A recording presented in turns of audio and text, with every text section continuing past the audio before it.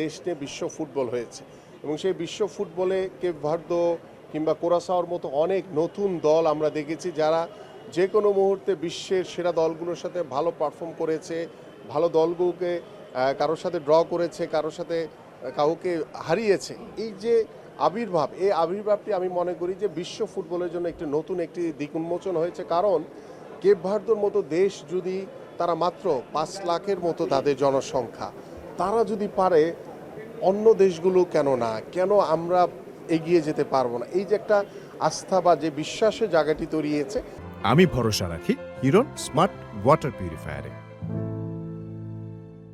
আমার কাছে মনে হয় যে বিশ্ব ফুটবলে এটি হচ্ছে অনেক বড় একটি অ্যাচিভমেন্ট আমাদের দেশের জন্য, বিকজ আমরা এই কেপ ভার্দে থেকে আমরা নিজেদেরকে ইন্সপায়ার করতে পারি, অনুপ্রাণিত হতে পারি যে হ্যাঁ, ওরা পারলে কেন আমরা পারবো না।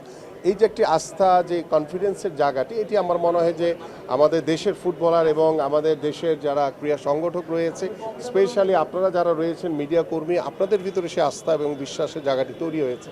পাশাপাশি বিশ্ব ফুটবল মানেই নতুন নতুন কিছু খেলোয়াড়